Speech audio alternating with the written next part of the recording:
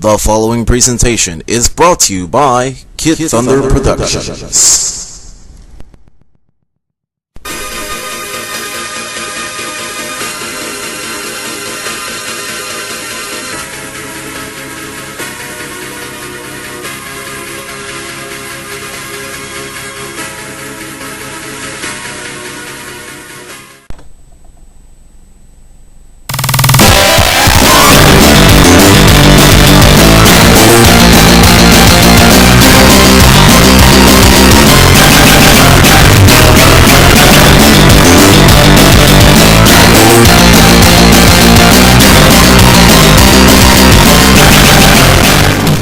Hey everyone, on this edition of kidThunder VG Reviews, today we're going to take a look at Teenage Mutant Ninja Turtles, the Hyperstone Heist for the Sega Genesis by Konami.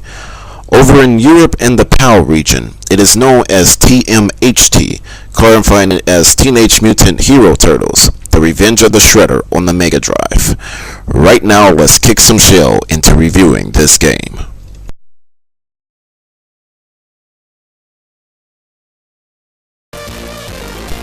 As far as the story goes in this game, as we all know, it really isn't much to comment on it. If you have seen the TMNT cartoon series from the past, as well as playing previous TMNT games before this one, it is astoundingly not really special. Though I am not saying that as if it's a bad thing, however. Generally, the four turtles are obviously the good guys, while Shredder, on the other hand, is generally the head honcho of both the video games and the cartoon series.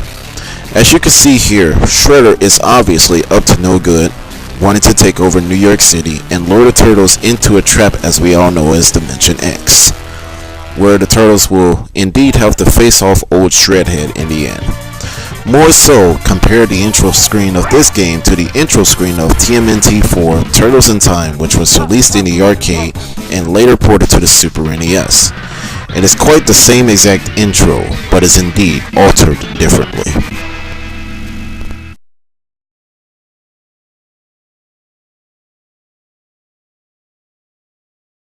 In terms of the gameplay aspects, generally if you have played the TMNT games in the past, without counting the original on NES, as well as the Game Boy games, this should all seem familiar to you.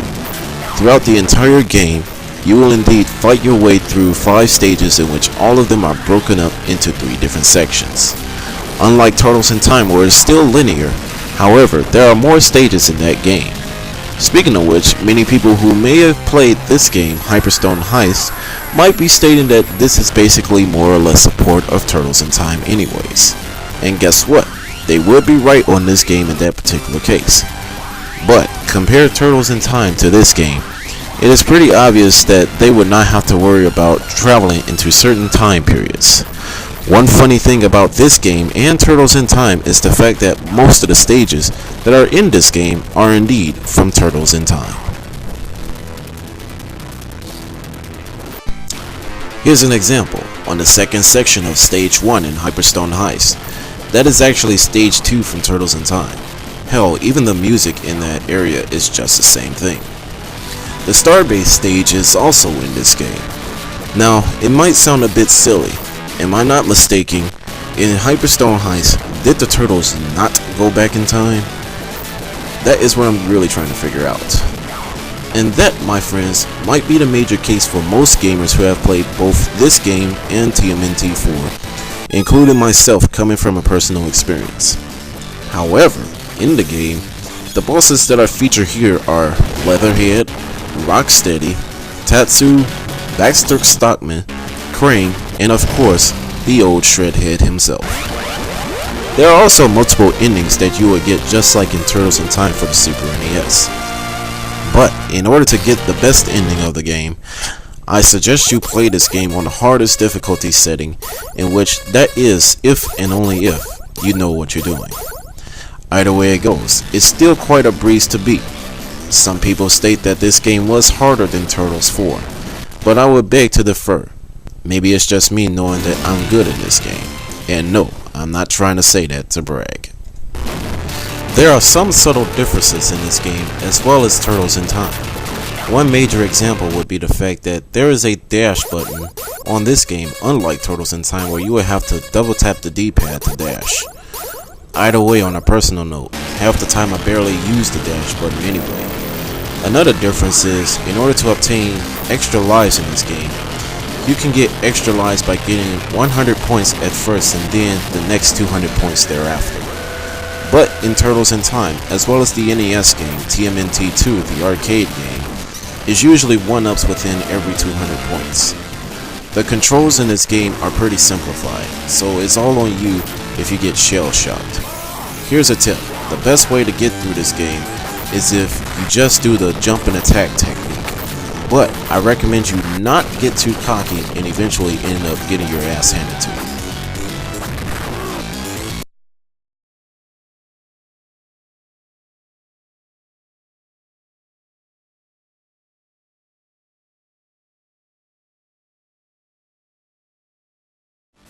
As far as graphics are concerned, for a Genesis Megadrive game released in 1992, they're astoundingly good for the standards it has set, considering the fact that Konami might have pushed the Genesis hardware to its limits at the time when this game was undergoing development.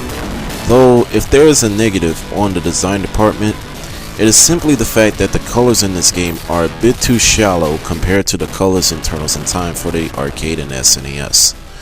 Other than that, there's really not much else to say about the graphics and design in this game. It's just good for Genesis standards.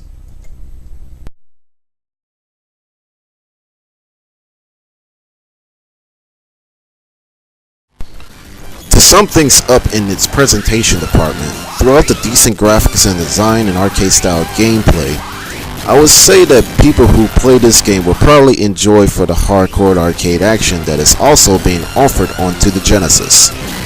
What is really said and done about this game is the sound effects and music. The music pretty much makes up the huge notion in this game, since it sounds just like the music as in the arcade version of Turtles in Time.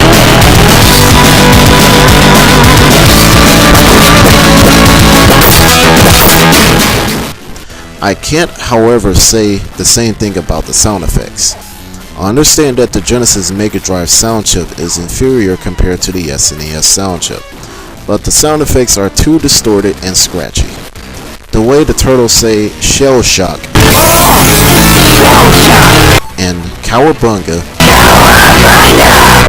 just makes me be much better off playing Turtles in Time for the Super NES due to the superior audio.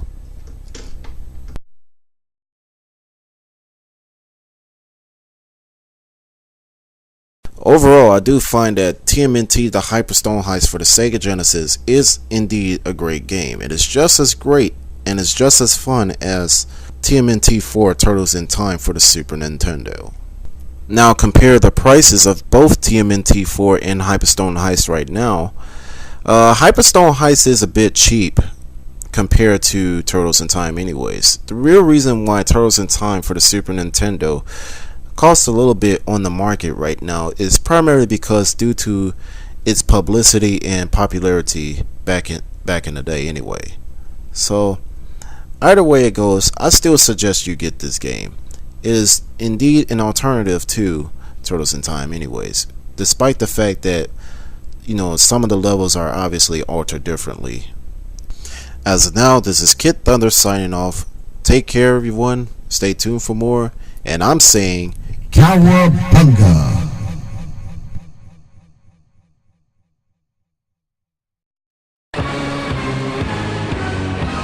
Pizza